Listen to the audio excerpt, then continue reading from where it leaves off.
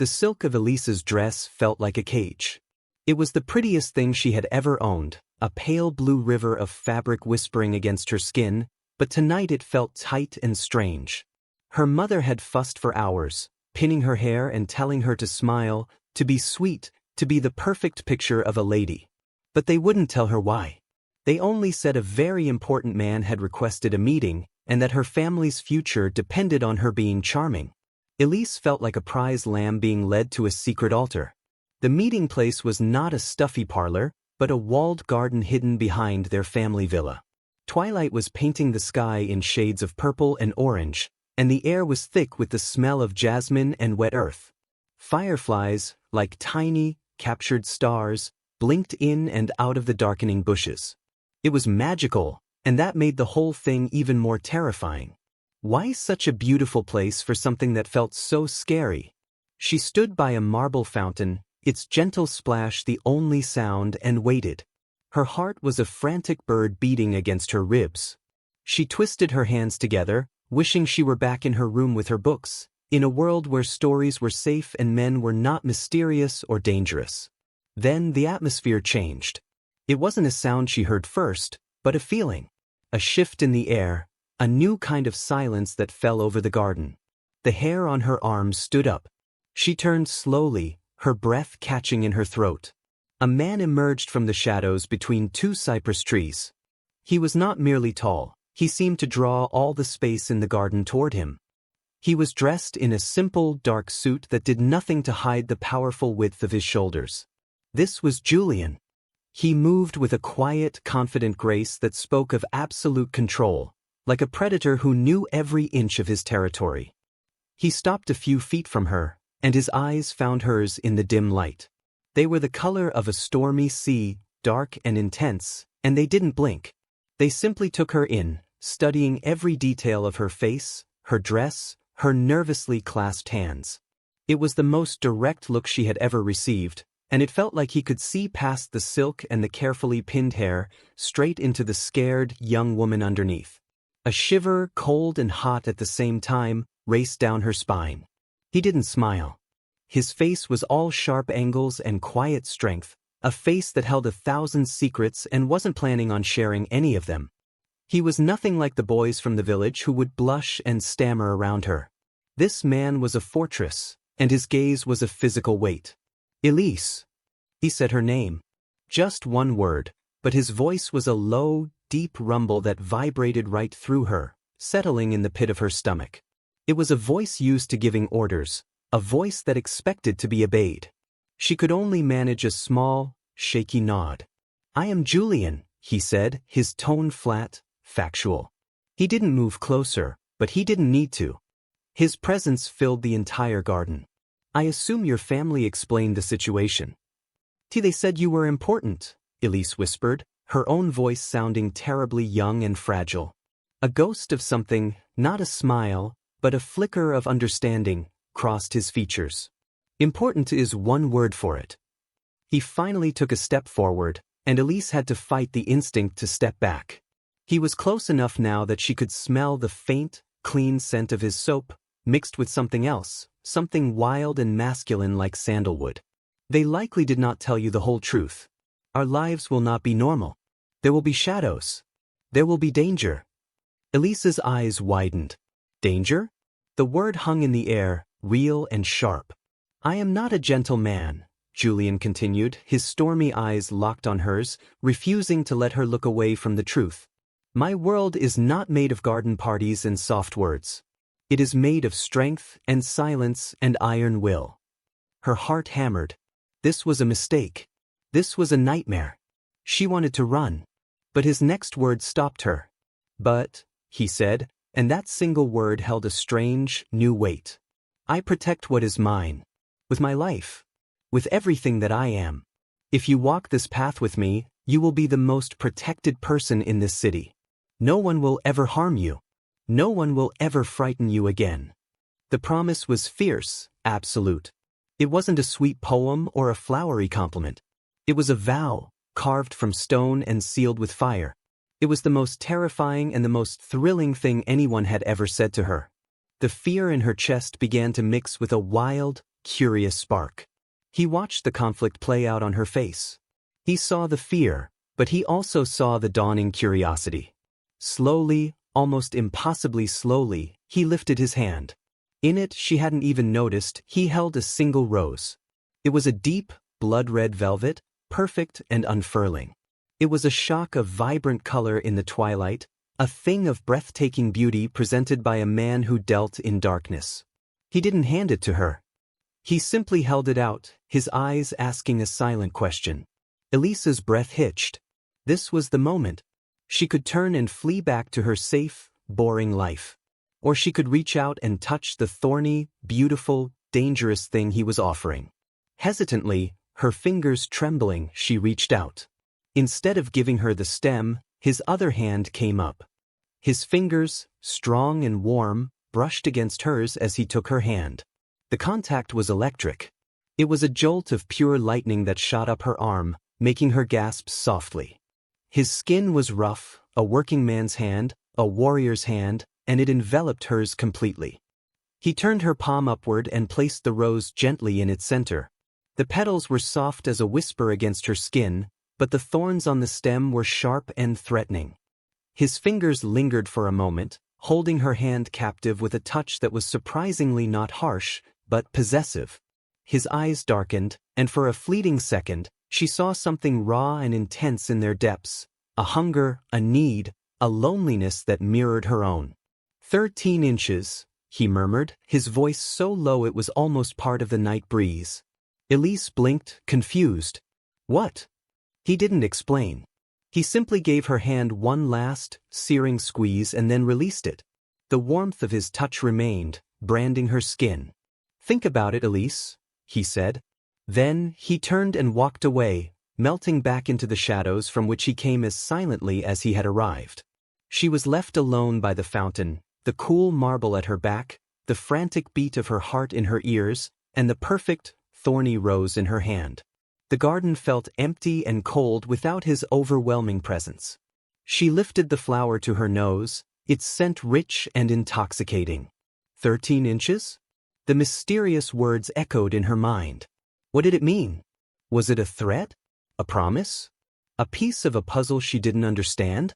She looked toward the darkness where he had vanished, her fear now completely replaced by a burning, desperate need to know the answer. The hook was set. The innocent girl was gone, and in her place was a woman teetering on the edge of a very dangerous, very exciting cliff, desperate to see what lay in the shadows below.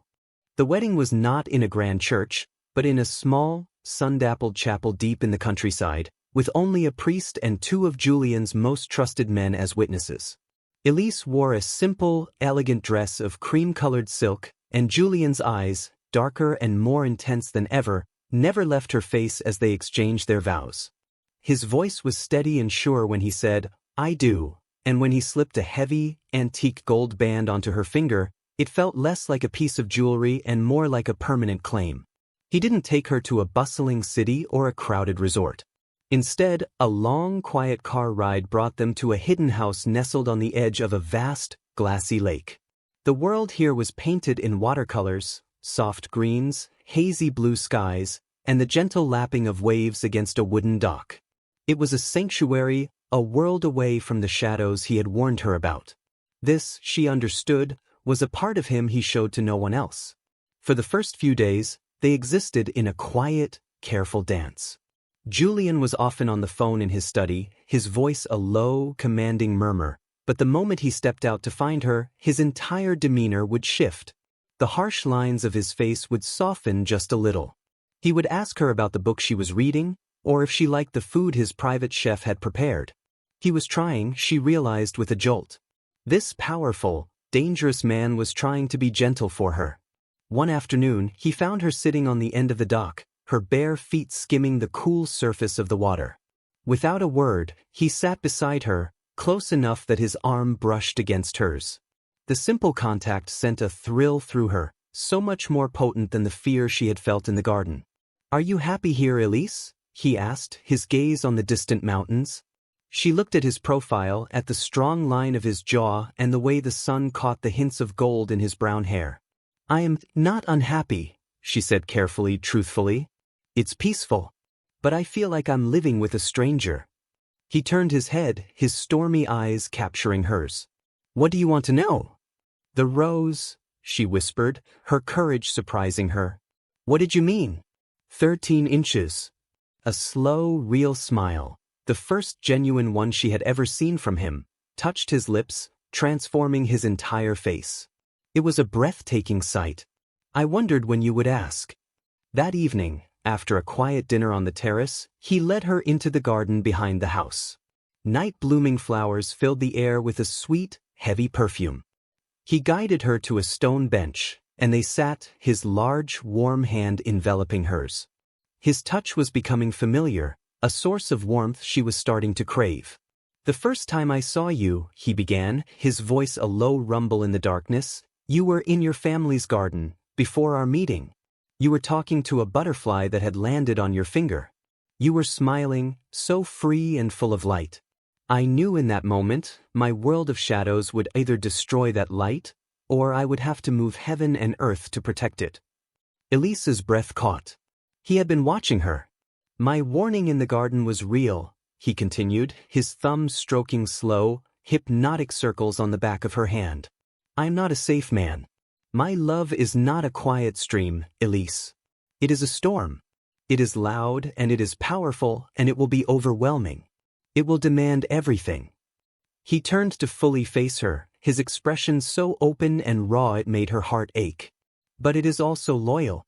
And it is forever. He lifted her hand and pressed her palm flat against his chest, right over his heart. Through the fine fabric of his shirt, she could feel the strong, steady, and surprisingly fast beat of it. Thump thump, thump thump. It was a wild, powerful rhythm that matched her own. 13 inches, he whispered, his face so close she could feel his warm breath on her lips. That's the size of a human heart. I wasn't talking about anything else. I was warning you that I would give you all of it. Every last inch. The good, the bad, the fierce, the protective, the jealous, all of it. It would all belong to you. My promise in the garden was that I would protect you. My promise tonight is that I will love you with the same fierceness. I will give you all 13 inches of my heart. The mystery unraveled, not into something frightening, but into the most beautiful, profound confession she could ever imagine. This man, who commanded armies of shadows, was offering her the one thing he had likely never given anyone, his whole, complete and vulnerable heart. Tears welled in her eyes, but they were tears of wonder, not of fear.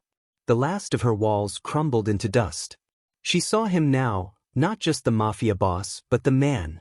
A man capable of a love so vast and all-consuming it scared even him.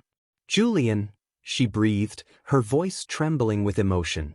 That was all the invitation he needed. His free hand came up to cradle her jaw, his touch impossibly gentle. He leaned in and his lips met hers. It was not a timid kiss. It was a claiming, but it was also a gift. It was a firework of new and warm feelings, just as she had imagined, but it was also so much more. It was the answer to every question, the end of every doubt. His lips were soft yet demanding, moving against hers with a hunger that spoke of long-suppressed need. It was a storm just as he had promised.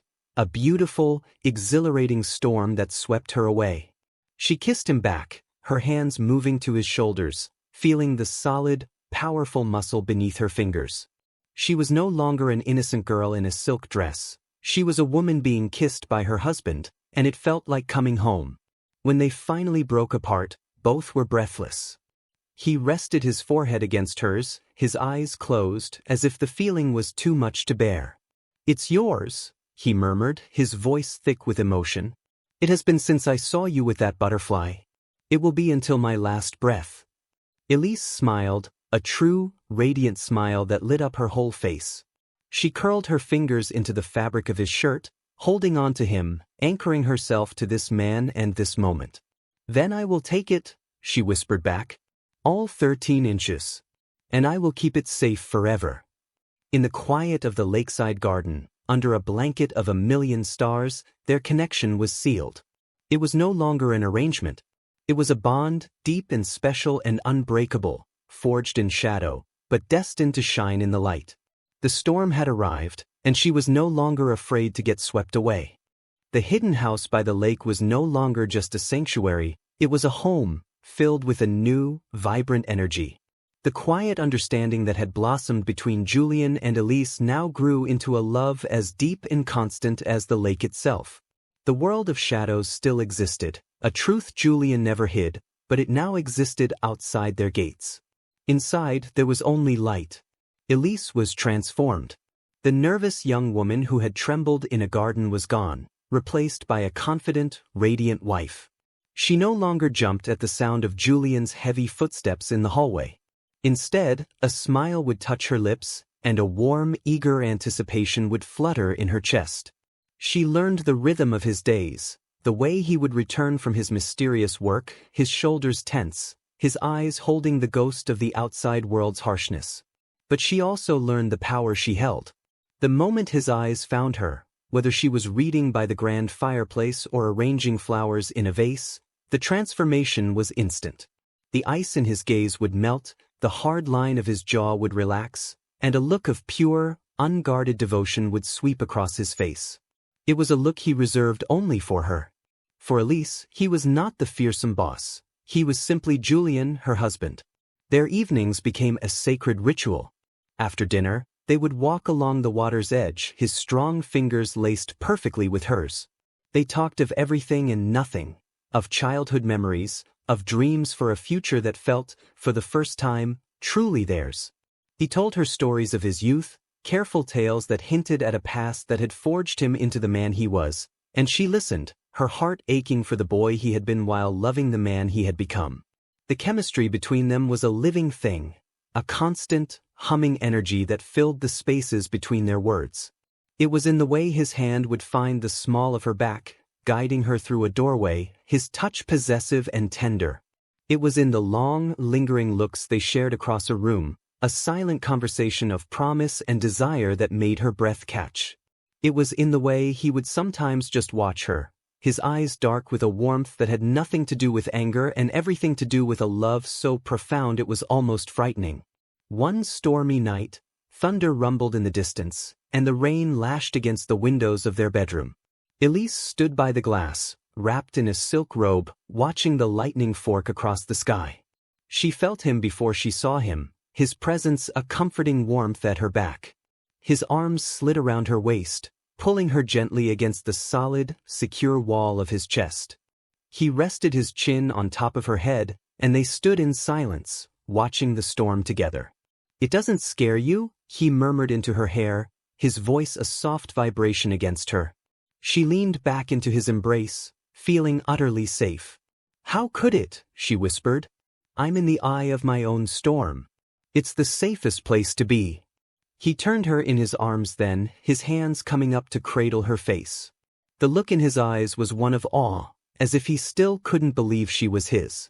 The air crackled around them, charged with the electricity of the storm outside and the passion within.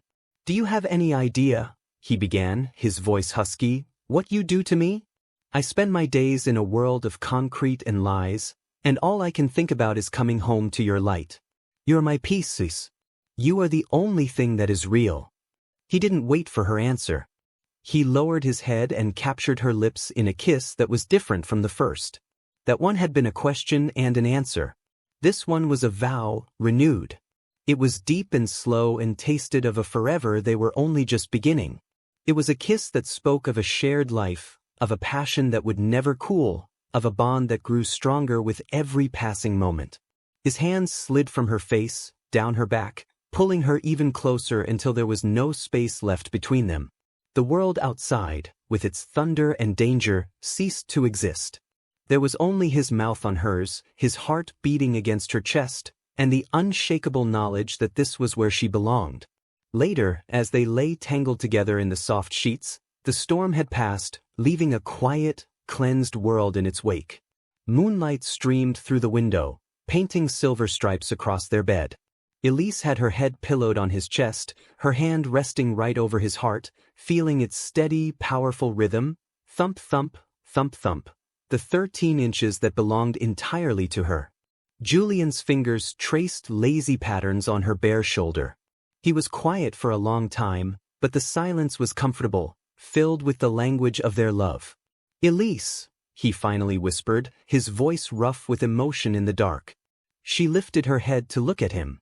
In the moonlight, his face was all soft edges and devotion, the fortress walls completely down.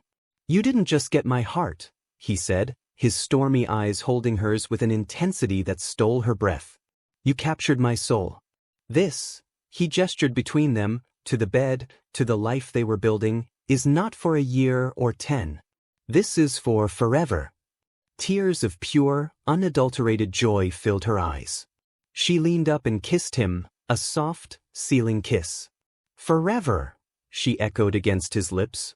It was the perfect mix, the dangerous excitement of his world outside their gates, and the pure, safe, and fiercely passionate romance that bloomed within. He was her protector, and she was his salvation. And in each other's arms, they had found a forever that no shadow could ever touch. We hope you were swept away by Julian and Elise's intense and romantic story. If this tale of a mafia boss and his brave bride captured your heart, then you won't want to miss what we have planned next. Subscribe to the channel and hit the bell icon so you don't miss a single story. We love hearing from you. Let us know in the comments where you are watching from and share your thoughts. Were you Team Julian from the start? What did you think of his 13 inches promise? We read every single comment. Thank you for watching.